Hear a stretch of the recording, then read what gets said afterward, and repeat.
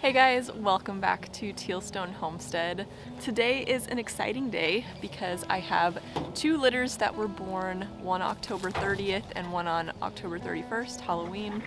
It sounds funny, but I actually planned it in this way because I wanted to have baby bunnies born on my birthday, and my birthday is on Halloween, so I gave myself a birthday present.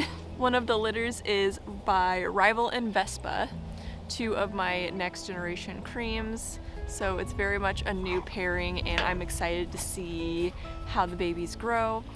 She had 8, and so nice good size litter there. And then on Halloween, Illyria and Rival, Illyria had her babies.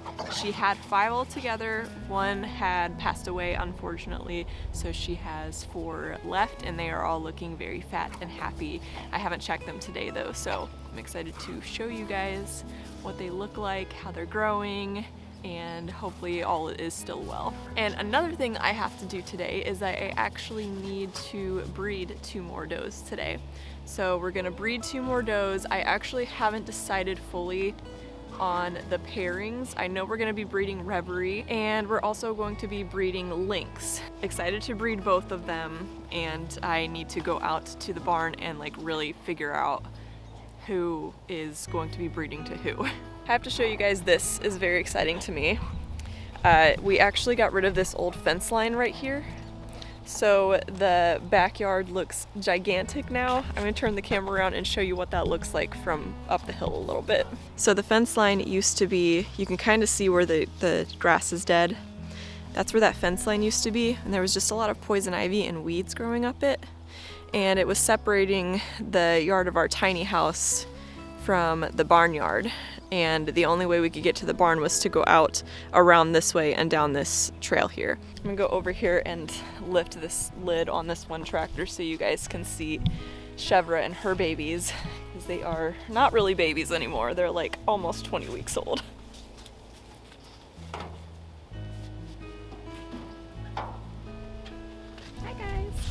So Chevra is this one right here, that's Mama.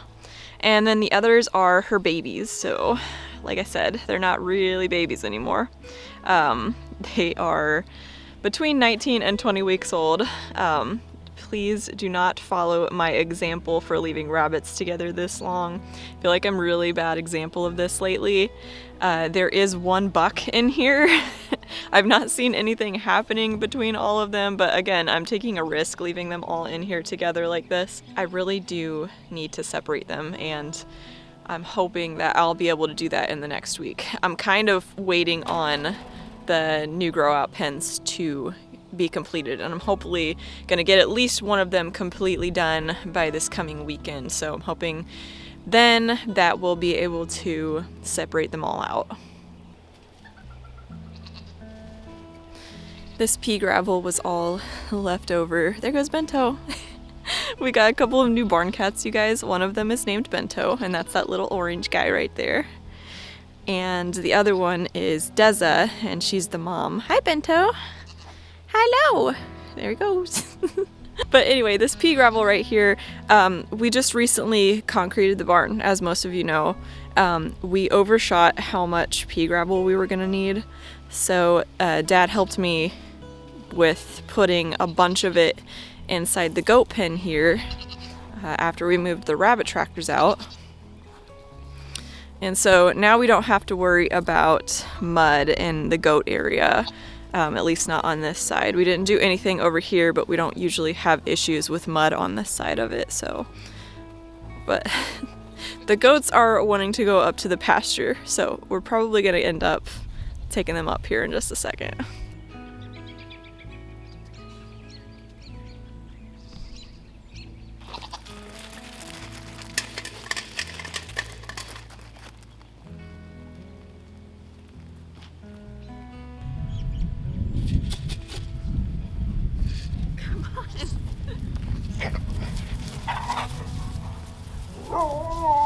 Okay.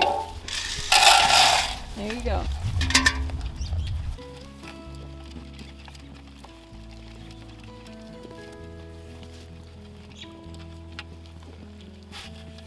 No one prepared me for the difficulties of filming with goats. It's really hard to do just because when I have the grain, they are like frantic, but it's kind of fun at the same time. Sometimes it's infuriating, but a lot of the times it's funny.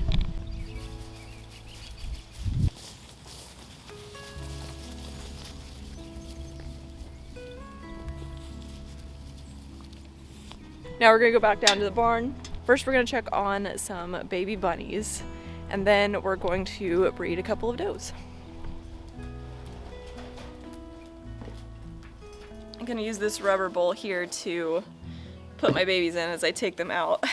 Put my gloves in there for them so they stay a little bit more warm. This is Illyria's litter, and Illyria had a small litter, so she had 5 total, and we ended up losing one. It was actually dead when I came out here, so I don't know if it was born dead or if it chilled. I did try to warm it up in the incubator, but it just didn't make it, and sometimes that happens. So we are left with a small litter of 4, which I'm not mad about because these small litters tend to grow a lot faster since they're not competing for milk.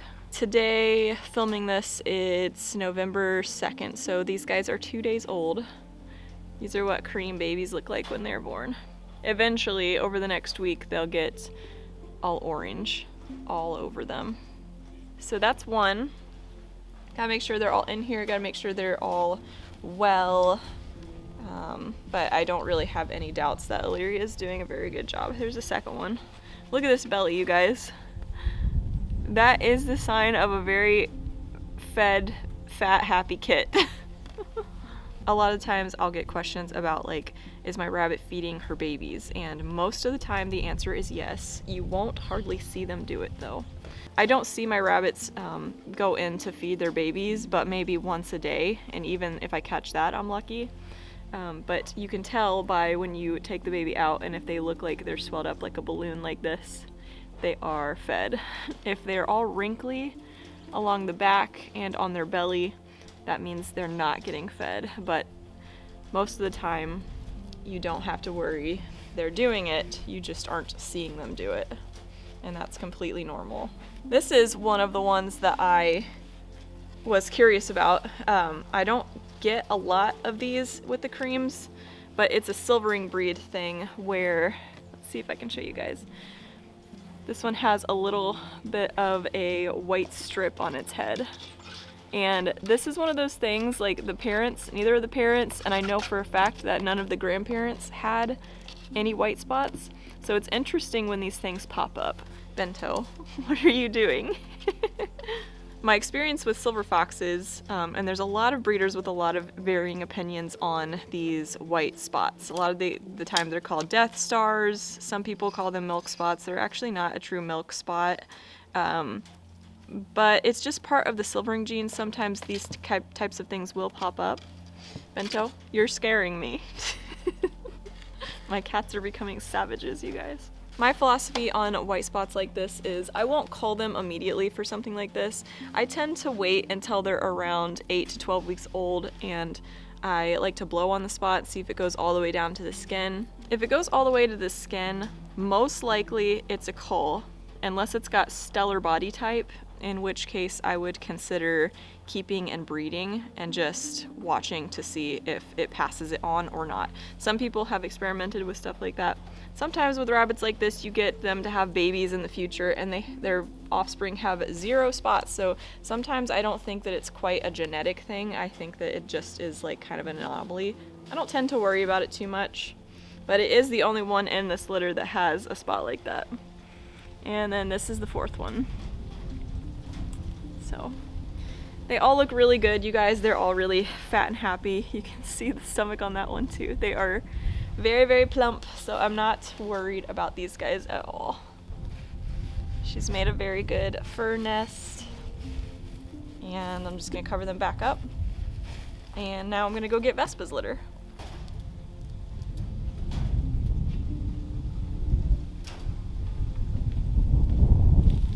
So Vespa had a larger litter of 8. She didn't pull as much fur as I would like her to have, especially now that it's gotten like pretty cold in the last like several days. So I think they're all doing okay though. They're all cuddling together. I wish that she would have pulled just a tad bit more fur, but it looks like everybody's doing okay. So we're gonna go ahead and count them.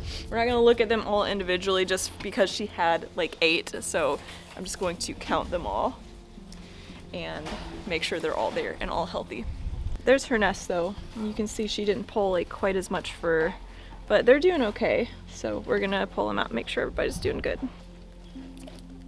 Look at that bowl of bunnies. And there's 8 of them in there. They're all doing good. So I'm not gonna worry too much about it. I am gonna hang on to the nest box just for a couple minutes here and make sure that none of them get out of the actual nest, because I wanna make sure they're all piled good. I'll show you guys what I decided to do, because I was a little bit worried that they were going to like tumble forward in the box and then get chilled. So I took them all out again. I put like a little bit more pine shavings down in the actual nest portion, and then I put them on top of that, put the fur on top of them, and then I dumped some pine shavings and then hay and pressed it down kind of like as a border up here. So now they can't tumble forward. I was a little bit concerned about that. This is just my solution for that, and this usually works. They probably would have been fine, but I just wanted to make double sure that they were going to be, and this is gonna work well, I think. Before we breed some rabbits, guys, I want to take a moment to talk to you about High C. High C is a company that produces waterproof boots, waders, shoes, hiking shoes, all of that. And I've actually partnered with them before and got a pair of their women's winter boots a couple of years ago, and I have to say that they have been one of the best pairs of boots I've ever owned. Recently, they reached out and they asked me if I wanted to partner with them again, and this time they actually provided me a discount code. And of course I said yes, because they're actually a product that I really like and I really use day to day. So this time around, I got the women's upgraded rain boots. I got the same color, purple and black, and they are just amazing. I love them. The women's upgraded rain boots have this little adjustable strap on the top, which I thought was kind of cool because I can loosen it if I need to like stuff my pants down in it or something like that. So that's a nice feature. And of course, after opening them, I had to take them on an extensive test through the woods.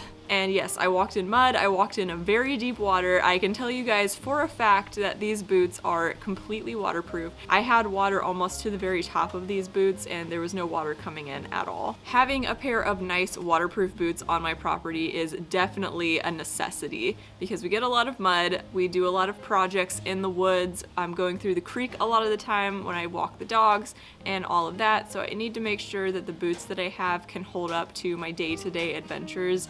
And I can tell you right now from experience that High C's boots can do that. I think that they are some of the most aesthetically pleasing muck style boots out there. And for some reason I keep ordering the purple and black version, but they come in like so many different colors. They come in pink, they have the camo pattern, they have different types of patterns on their website. You just need to go check it out. And while you're at their website, if you find something that you like, make sure to use the code TEALSTONE for 15% off of your order. If you do get something from High C, comment down below and let me know what you get. I have a link in the description as well that will take you directly to their website. And with that, let's get back to breeding some rabbits. Okay, I think I figured out who's going with who. I had to figure it out off camera because I have 4 bucks right now. I'm not supposed to have that many bucks, but that's how it goes. And I just needed to figure out what buck would complement each doe best. Don't chew on that. So I'm going with my original plan of breeding Reverie, my doe, to a Corsic, my buck.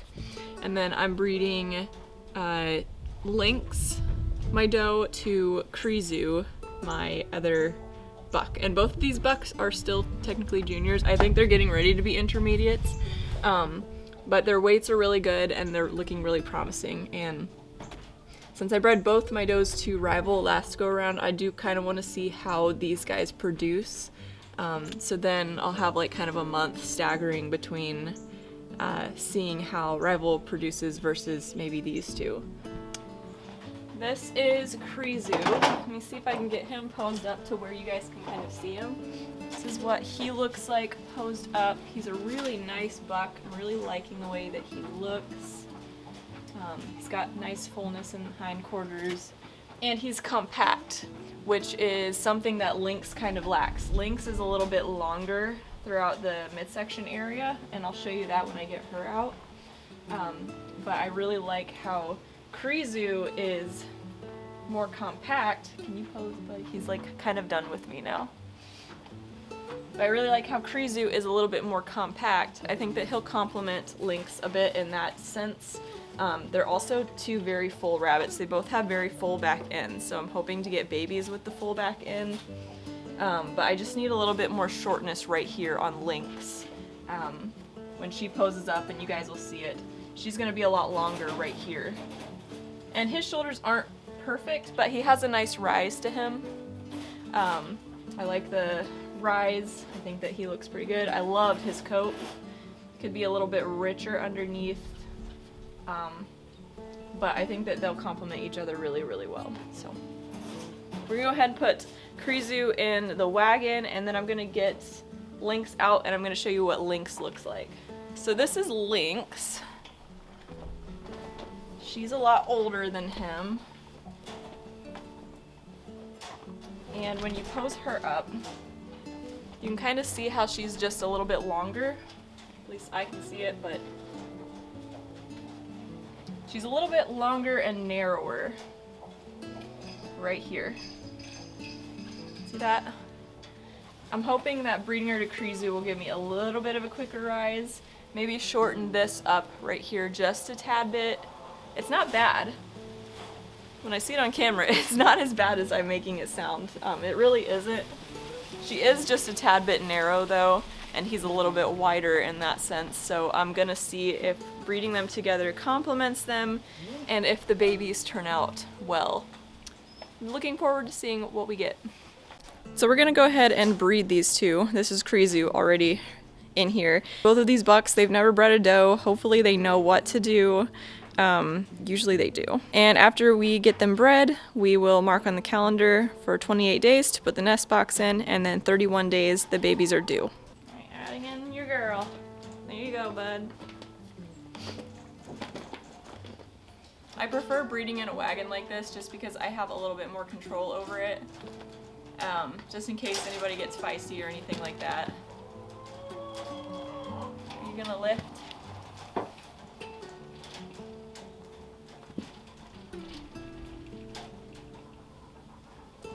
We have a case of a doe not wanting to lift, but the buck is all for it. So I'll just like rearrange her until hopefully she lifts. There she goes.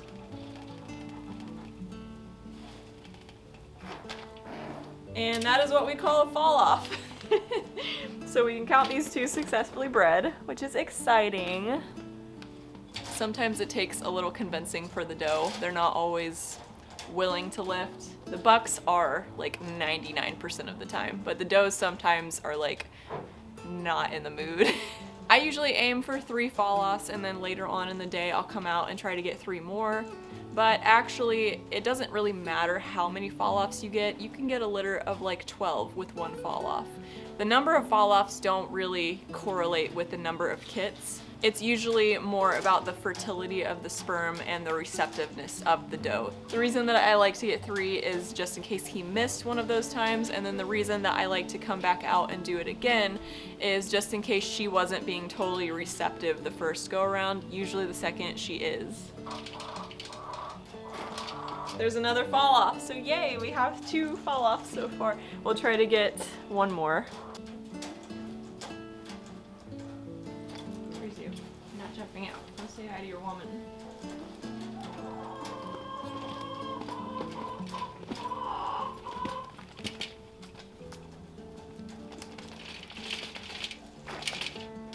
All right, we've got our 3rd fall off.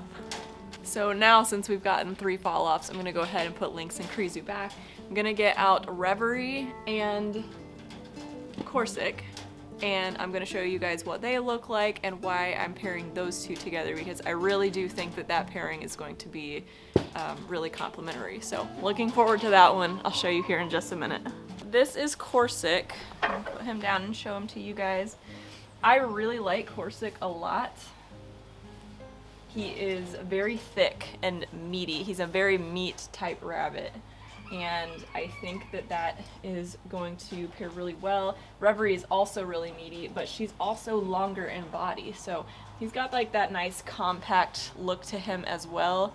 So I guess really with both of these pairings, we're trying to shorten up the does by using the compactness of the bucks.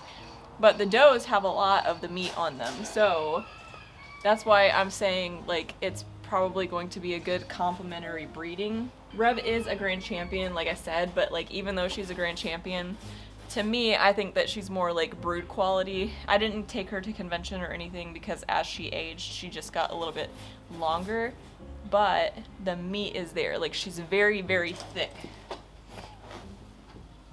And Corsic, I think Corsic and her are going to hopefully produce some powerhouse babies. I would like to see that anyway. Sorry about the sun. Even from like the top view down, you can't really see that like any indentions in here. That's something that I look for because a lot of the times when you see those indentions where the hip is right here, that's called lacking in loin. And I don't really want any of my rabbits to be lacking there because that's where a lot of your meat comes from. So when I pose him up from behind, and I know I didn't do this on the other rabbits just because this is awkward, but he's just very thick back there. He's got a lot of width, he's got a lot of meat. It goes straight down to the table. He's very smooth. He looks really good. And this is, I believe he's between 5 and 6 months old. I think he's closer to 6 months old now. And last time I tried breeding him to Reverie last month, he had no idea what to do. So I'm hoping that waiting a month kind of made him more ready this time around because I really like Corsic a lot. He's a sweetheart. And also I just love like that compactness, that meatiness. He's just overall very full. The only thing that I would say on him that he needs a little bit more of is he needs a little bit more depth, a little bit more loin turning over the hip, in my opinion. But I think that he's a very pretty buck and I'm looking forward to showing him more as he matures. This is Reverie. She is huge. She's my biggest cream that I have right now. She's a very, very big rabbit. So you can kind of see how she's a bit longer and she flattens over the top a little bit. When she was a junior, her body was a bit shorter than this. Should we pose her up? She just looks a little bit lumpy. So sometimes even though she's granded, she's just matured in a way that she's just a little bit awkward looking. But I would still use her and consider her a very valuable brood doe in my herd. If not only for the size, like she's huge. Let's weigh her actually. Okay, so maximum senior weight for does and Creme d'Argents is 11 pounds. She's 11 pounds 4 ounces. So she's going to be an asset to anybody that needs to add size to their herd. And I'm glad that I was able to get her registered and granted before she went over that. She's just a very big girl, but as you can see, she's a bit long. She's a little bit lumpy, but she's thick. She is thick throughout. She's got a little bit of a skirt there. So I'm looking forward to breeding her to Corsic because he's so much more compact than her. So we'll go ahead and throw them together and see what we end up with in a couple months. She's a big lady.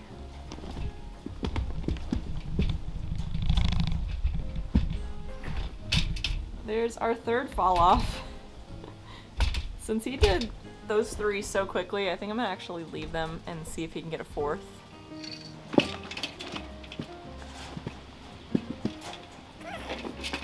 There's our 4th. Now I'm gonna go ahead and put these 2 back, and then later on I'll come out and I'll do it again with these 2 pairings.